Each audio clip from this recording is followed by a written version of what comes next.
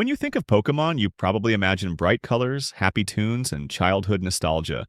But there's one place in the franchise that stands out as eerie, unsettling, and unforgettable. Welcome to Lavender Town. Lavender Town first appeared in Pokemon Red and Blue, nestled quietly in the Kanto region. Unlike other cheerful towns, it had an unmistakable atmosphere. Gray skies, solemn music, and a haunting purpose. At its center stood the Pokémon Tower. Not a gym, not a shop, but a graveyard. This was where trainers mourned the loss of their Pokémon, a concept that hit hard for young players who had only known Pokémon as fun companions. It was the first time the series acknowledged that even in this bright world, death existed. But what really cemented Lavender Town's place in Pokémon legend was its music.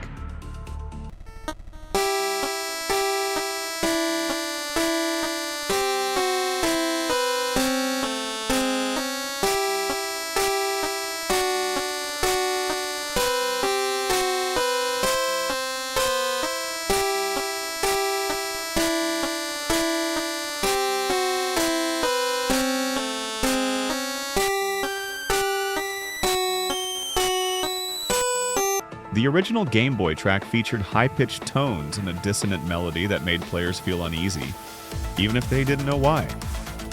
Some described it as sad, others called it chilling, but it didn't take long before a much darker rumor spread.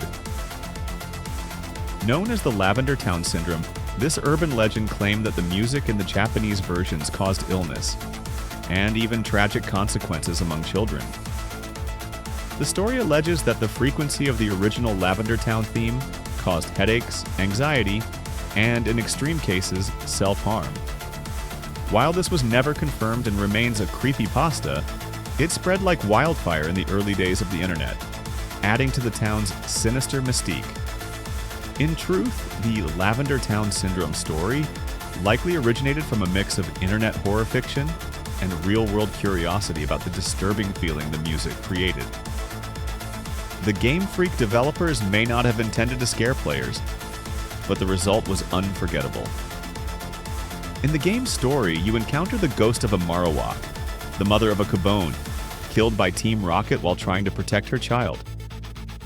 You must identify the ghost using the Sylph Scope and help her spirit find peace.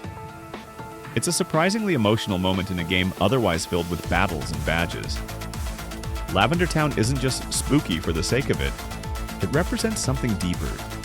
It's a reminder of loss, memory, and respect for life.